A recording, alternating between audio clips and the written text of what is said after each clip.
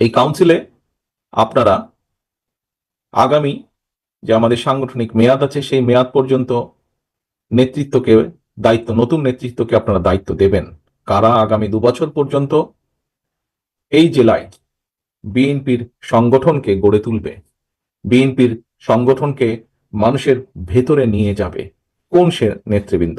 অর্থাৎ দলকে কিভাবে সংগঠিত করবে, দলের আদর্শ, দলের নীতি সঠিকভাবে মানুষের কাছে পৌঁছে দিবে। একই সাথে যারা এই দলের জন্য বিগত দিনে সংগ্রাম করেছে, দলের ঝান্ডাকে ধরে রেখেছে, তাদেরকে মূল্যায়ন করা হবে। এই দায়িত্বগুলো আপনারা সঠিক নেতৃত্বের হাতে তুলে দিবেন। প্রিয় সহকর্মীবৃন্দ, বাংলাদেশ জাতীয়তাবাদী দল বাংলাদেশের গণতন্ত্রের পক্ষের যে আরো রাজনৈতিক দল আছে তাদের সকলকে একত্রিত করে বিগত প্রায় 16 বছর ধরে বাংলাদেশের ঘাড়ে চেপে থাকা যে স্বৈরাচার ছিল, যে খুনি সরকারটি ছিল, যে নির্দ্বিধায় নিজের ক্ষমতা ধরে রাখার জন্য নির্দ্বিধায় যে শত শত না হাজার হাজার মানুষকে খুন করেছে, সেই খুনি স্বৈরাচারের বিরুদ্ধে আন্দোলন করেছিল এবং পরিশেষে ছাত্র জনতা, সমাজের সকল স্তরের শ্রেণী পেশা নির্বিশেষে সকল ধরনের মানুষ ঐক্যবদ্ধভাবে সেই স্বৈরাচারকে, সেই খুনি স্বৈরাচারকে পতন ঘটিয়েছে। সেই খুনি স্বৈরাচার পালিয়ে যেতে বাধ্য হয়েছে বাংলাদেশের মাটি ছেড়ে। প্রিয় সহকর্মীবৃন্দ, আজ আপনারা এখানে যেমন একত্রিত হয়েছেন, কিভাবে দলের আগামী দিনের নেতৃত্বকে আপনারা ঠিক করবেন, ঠিক একইভাবে দলকে আবার পুনর্গঠিত করবেন, দলের নেতৃত্বকে ঠিক করবেন, ঠিক একইভাবে এখন সামনে সময় এসেছে যেই ভোটের অধিকারের দাবিতে, মানুষের কথা বলার অধিকার, রাজনৈতিক অধিকার প্রতিষ্ঠার দাবিতে বাংলাদেশের গণতান্ত্রিকামী মানুষ এত বছর পর্যন্ত আন্দোলন সংগ্রাম করেছে, কারণ তারা তাদের অধিকার ফিরে পেতে চেয়েছিল। আজ সামনে সময় এসেছে বাংলাদেশের মানুষের অধিকার প্রতিষ্ঠিত করার। বাংলাদেশের মানুষের গণতান্ত্রিক অধিকার, রাজনৈতিক অধিকার, অর্থনৈতিক অধিকার প্রতিষ্ঠা করার সময় এবং সুযোগ এসেছে। অর্থাৎ যেই প্রক্রিয়ার, গণতান্ত্রিক প্রক্রিয়ার মাধ্যমে বাংলাদেশের মানুষ তাদের ভবিষ্যৎ নেতৃত্বকে, কারা এই দেশের নেতৃত্ব দিবে, কারা বাংলাদেশের মানুষের রাজনৈতিক অধিকারকে প্রতিষ্ঠিত করবে, কারা বাংলাদেশের মানুষের, সাধারণ মানুষের, প্রান্তিক মানুষের অর্থনৈতিক মুক্তি অর্জনে সহযোগিতা করবে, সেই নেতৃত্বকে বাছাই করার সময় এসেছে। এবং সেটি কি, কোন প্রক্রিয়া? গণতান্ত্রিকভাবে, অর্থাৎ ভোটের প্রক্রিয়ার মাধ্যমে, জাতীয় নির্বাচন বা ভোটের প্রক্রিয়ার মাধ্যমে বাংলাদেশের মানুষ সেই নেতৃত্বকে বাছাই করে নেবে। প্রিয় সহকর্মীবৃন্দ, বিগত স্বৈরাচারের সময় বা খুনি স্বৈরাচারের সময় যেই স্বৈরাচার পালিয়ে গিয়েছে, আমরা দেখেছি তারা কিভাবে বাংলাদেশের প্রতিটি প্রতিষ্ঠানকে ধ্বংস করে দিয়েছিল। বাংলাদেশের অর্থনীতি, বাংলাদেশের শিক্ষা, বাংলাদেশের বিচার ব্যবস্থা, বাংলাদেশের পুলিশ প্রশাসন, বাংলাদেশের আমলাতন্ত্র থেকে শুরু করে বাংলাদেশের কৃষি, যাই বলি না কেন, শিল্প, অর্থনীতি, সব প্রতিটা ক্ষেত্রকে তারা ধ্বংস করে দিয়েছিল। এমনকি নির্বাচন ব্যবস্থাকেও ধ্বংস করে দিয়েছিল। আপনারা এখানে বহু মানুষ আপনারা আছেন, আজ হাজারো মানুষ উপস্থিত আছেন। আপনাদের প্রত্যেকের মনে আছে 2014 সাল বলুন, 2018 সাল বলুন বা 2024 সাল বলুন, নির্বাচনের নামে দেশের মানুষের সাথে যে প্রতারণা করা হয়েছে, নির্বাচনের নামে দেশের মানুষের সাথে যে তামাশা করা হয়েছে, নির্বাচনের নামে কিভাবে জনগণের ভোটের অধিকারকে কেড়ে নেওয়া হয়েছিল, নির্বাচনের প্রহসনের, নির্বাচনের নামে কিভাবে বাংলাদেশের মানুষের অমূল্য যে সম্পদ নির্বাচনী ব্যবস্থা সেটিকে ধ্বংস করে দেওয়া হয়েছিল, তার প্রত্যক্ষ দোষী এখানে উপস্থিত প্রতিটা মানুষ তথা বাংলাদেশের 20 কোটি মানুষ। প্রিয় সহকর্মীবৃন্দ, এই যে আপনাদের প্রিয় রাজনৈতিক দল বাংলাদেশ জাতীয়তাবাদী দল, অতীতেও অতীতেও যতবার বিভিন্ন স্বৈরাচার এসে বিভিন্ন সময় এই দেশকে, দেশের মানুষের অধিকার যখন কেড়ে নিয়েছিল, এই দেশের মানুষের অর্থনৈতিক অধিকার, মুক্তির সংগ্রামের অধিকারকে যখন কেড়ে নিয়েছিল, প্রতিটা সময়ে বিএনপি জনগণের পাশে দাঁড়িয়েছে। বাংলাদেশের মানুষ বাংলাদেশ জাতীয়তাবাদী দল বিএনপিকে দায়িত্ব দিয়েছে এবং বাংলাদেশ জাতীয়তাবাদী দল চেষ্টা করেছে বাংলাদেশের মানুষের দেওয়া সেই দায়িত্বকে, পবিত্র দায়িত্বকে যথাযথভাবে পালন করার। এবং সেজন্যই আমরা দেখেছি যে বাংলাদেশের মানুষের বহুদলীয় গণতন্ত্রের যে অধিকার, সেটি বিএনপি প্রতিষ্ঠার চেষ্টা করেছে। বাংলাদেশের মানুষের যে প্রত্যাশা সংসদীয় গণতন্ত্র, সেটি দেখেছি আমরা দেশনেত্রী খালেদা জিয়ার নেতৃত্বে বাংলাদেশে প্রতিষ্ঠিত হয়েছে।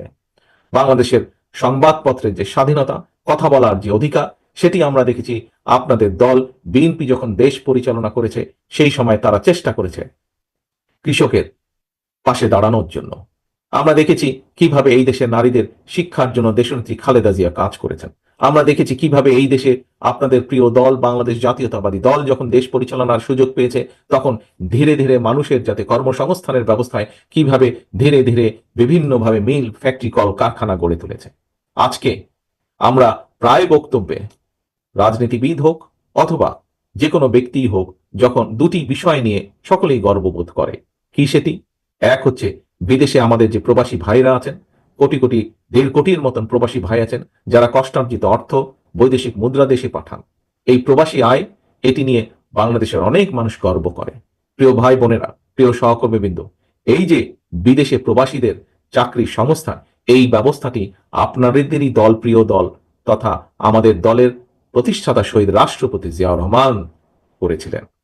একই সাথে যেই গার্মেন্ট শিল্পের কথা আমরা বলে থাকি, যেই গার্মেন্ট শিল্পের জন্য সারা বিশ্বে আজকে বাংলাদেশ পরিচিত, সেই গার্মেন্ট শিল্পেরও যাত্রা শুরু করেছিলেন শহীদ রাষ্ট্রপতি জিয়াউর রহমান। কাজেই এই দুটি উদাহরণ থেকে এরকম আরো অনেক দেওয়া যায়, যেহেতু সময় কম, এই দুটি উদাহরণ দিয়ে আমি যেটি বোঝাতে চাইছি আপনাদের কাছে, যে বাংলাদেশকে এগিয়ে নিয়ে যাওয়ার জন্য, বাংলাদেশের মানুষকে সামনের দিকে এগিয়ে নিয়ে যাওয়ার জন্য যতগুলো উদ্যোগ, শিক্ষার ব্যাপারে হোক, স্বাস্থ্যের ব্যাপারে হোক, অর্থনীতির ক্ষেত্রে হোক, ভোটের অধিকারের ক্ষেত্রে হোক, প্রত্যেকটি ক্ষেত্রে কম বেশি আপনাদের দল বিএনপি, বাংলাদেশ জাতীয়তাবাদী দলের অবদান আছে। প্রিয় সহকর্মীবৃন্দ, একটু আগে যেটি বলেছিলাম কথা, যে আমরা দেখেছি কিভাবে বিগত 15 বছর পালিয়ে যাওয়া খুনি স্বৈরাচার দেশের প্রতিটি প্রতিষ্ঠানকে ধ্বংস করে দিয়ে গেছে। আমরা দেশের প্রতিটি মানুষ আজ আমরা এই ধ্বংসের ভুক্তভোগী। এখন আজ যেমন আমরা এখানে একত্রিত হয়েছি, আজ প্রকৃত নেতৃত্বকে বাছাই করে নেবার জন্য, যারা আগামী দিনে বিএনপিকে নেতৃত্ব দিবে নড়াইলের মাটিতে। সামনে সময় এসেছে প্রকৃত নেতৃত্বকে, দেশের নেতৃত্ব যারা দিবে তাদেরকেও বাছাই করার সময় এসেছে। প্রিয় সহকর্মীবৃন্দ, দেশকে ধ্বংস করে ফেলা হয়েছিল বিগত 15 বছর। এখন সময় এসেছে দেশকে গড়ে তোলার। আমরা দেশের মানুষের সামনে 1 মাস, 2 মাস বা 3 মাস আগেও নয়, আমরা আজ থেকে 2.5 বছর আগে প্রায় বাংলাদেশের মানুষের সামনে আমরা উপস্থাপন করেছি আমাদের 31 দফা দাবি। কি সেই 31 দফা? এর মধ্যে আপনারা কম বেশি প্রত্যেকেই ওয়াকেফাল আছেন, অবহিত আছেন এই 31 দফা নিয়ে। এই 31 দফাটা কি? 31 দফাটা হচ্ছে বিগত 15 বছর এই স্বৈরাচার, পালিয়ে যাওয়া স্বৈরাচার, যে খুনি স্বৈরাচার দেশকে ধ্বংস করেছে, কিভাবে দেশকে আমরা আবার সামনের দিকে এগিয়ে নিয়ে যাব, তার একটি পরিকল্পনা দেশের মানুষের সামনে আমরা উপস্থাপন করেছি। প্রিয় সহকর্মীবৃন্দ, আজকের এই সম্মেলনের মাধ্যমে আমরা যেরকম দলকে আবার পুনর্গঠিত করার নতুন উদ্যোগ নিয়েছি, ঠিক একইভাবে দেশকেও আমাদেরকে পুনর্গঠন করতে হবে। এই রাষ্ট্র কাঠামোকে আমাদের মেরামত করতে হবে। কারণ বাংলাদেশের মানুষ অতীতে দেখেছে, কম বেশি যতটুকুই সম্ভব হয়েছে, বাংলাদেশ জাতীয়তাবাদী দল, এই আপনাদের প্রিয় দল, এই দলই দেশের মানুষের জন্য, দেশের জন্য কাজ করেছে।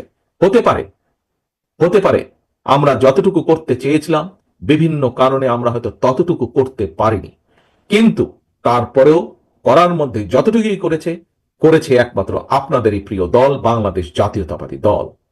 প্রিয় সহকর্মীবৃন্দ, আজকে সময় এসেছে দেশকে সামনে এগিয়ে নিয়ে যাবার। আজকে সময় এসেছে দেশকে আবার পুনর্গঠন করার জন্য ঝাঁপিয়ে পড়তে হবে আমাদেরকে। দেশের শিক্ষা ব্যবস্থাকে গড়ে তুলতে হবে আবার, যাতে করে আগামী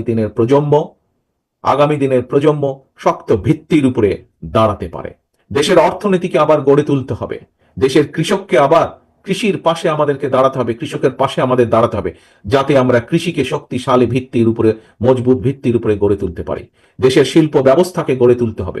দেশের মানুষের স্বাস্থ্য ব্যবস্থাকে আমাদের পুনর্গঠন করতে হবে, যাতে দেশের মানুষের কাছে, প্রত্যেক প্রান্তিক মানুষের কাছে আমরা স্বাস্থ্য ব্যবস্থা পৌঁছে দিতে পারি। প্রিয় সহকর্মীবৃন্দ, বিগত 15 বছর বাংলাদেশ জাতীয়তাবাদী দলের প্রত্যেকটি নেতা কর্মী, মূল দল সহ অঙ্গ সহযোগী সংগঠনের প্রত্যেকটি নেতাকর্মী, সারা বাংলাদেশে ছড়িয়ে ছিটিয়ে থাকা প্রতিটি নেতাকর্মী, সারা বাংলাদেশে ছড়িয়ে ছিটিয়ে থাকা বাংলাদেশের গণতান্ত্রিক আমি অন্যান্য সকল রাজনৈতিক দলের প্রতিটি নেতাকর্মী আমরা নিয়োজিত ছিলাম এই স্বৈরাচারের বিরুদ্ধে আন্দোলনের। এখন স্বৈরাচার পালিয়ে গিয়েছে, এখন এসেছে সামনে সময় কিভাবে দেশকে গড়ে তুলতে হবে। আসুন আজকের এই সম্মেলনে আমরা দুটি বিষয়ে আমরা প্রতিজ্ঞা গ্রহণ করি। প্রিয় সহকর্মীবৃন্দ, কেন এই প্রতিজ্ঞা গ্রহণ করব? কারণ এই কারণেই প্রতিজ্ঞা গ্রহণ করব, এখানে উপস্থিত যে 707 জন আজকে কাউন্সিলর আছেন, প্রতিটি কাউন্সিলর আপনারা হচ্ছেন শহীদ রাষ্ট্রপতি জিয়াউর রহমানের সৈনিক, আপনারা হচ্ছেন দেশনেত্রী খালেদা জিয়ার সৈনিক, আপনারা সেই দুজন মানুষের সৈনিক যেই দুজন মানুষের কাছে সর্বোচ্চ অগ্রাধিকার হচ্ছে বাংলাদেশ, বাংলাদেশ এবং বাংলাদেশের মানুষ। কাজেই বাংলাদেশের মানুষ আপনাদের দিকে তাকিয়ে আছেন, আপনাদের দলের দিকে বাংলাদেশের মানুষ তাকিয়ে আছে যে এই দলটি আবার অতীতের মতন দেশের মানুষকে দিশা দেখাবে, এই দলটি আবার অতীতের মতন বাংলাদেশকে বিশ্বের বুকে সামনের দিকে এগিয়ে নিয়ে যাবে। কাজে আসুন আজকের এই সম্মেলনে আমরা যেমন দলকে পুনর্গঠনের উদ্যোগ নিয়েছি, দলকে নতুনভাবে সামনের দিকে এগিয়ে নেওয়া যাওয়ার উদ্যোগ নিয়েছি, একইভাবে আসুন আমরা দ্বিতীয় আরেকটি প্রতিজ্ঞা গ্রহণ করব আজকে। সেই প্রতিজ্ঞা হলো যে কোনো মূল্যে আমরা জনগণের আস্থা অর্জনের মাধ্যমে যে কোনো মূল্যে আমরা দলকে 31 দফা, দেশকে 31 দফার ভিত্তিতে আমরা গড়ে তুলব। এটাই হবে আজকে আমাদের এই কাউন্সিলের, এই সম্মেলনের মূল প্রতিজ্ঞা, যে সামনের দিনে আমরা বাংলাদেশের মানুষের আস্থা অর্জনের মাধ্যমে 31 দফার আলোকে আমরা দেশকে গড়ে তুলব। কারণ আমাদের সামনে এখন একটি প্রায়োরিটি, আমাদের সামনে এখন একটি লক্ষ্য, একটি উদ্দেশ্য, সেটি বাংলাদেশকে পুনর্গঠন করা, বাংলাদেশের মানুষের ভবিষ্যৎকে গড়ে তোলা, বাংলাদেশকে রাষ্ট্র ব্যবস্থাকে আবার মেরামত করা। আসুন এই হোক আজকের কাউন্সিলের আমাদের প্রতিজ্ঞা। কি ভাই সেটি? প্রতিজ্ঞা হচ্ছে আমরা ইনশাল্লাহ ঐক্যবদ্ধভাবে গণতন্ত্রের জন্য সংগ্রাম করব। আমরা উপস্থিত এখানে প্রতিটা মানুষ ঐক্যবদ্ধভাবে দেশকে পুনর্গঠন করব। আমাদের সামনে এখন লক্ষ্য একটি, উদ্দেশ্য একটি, বাংলাদেশকে পুনর্গঠন করা, বাংলাদেশের মানুষের ভাগ্যের পরিবর্তন করা। এটি হবে আমাদের আজকের এই কাউন্সিলের লক্ষ্য, এই কাউন্সিলের উদ্দেশ্য।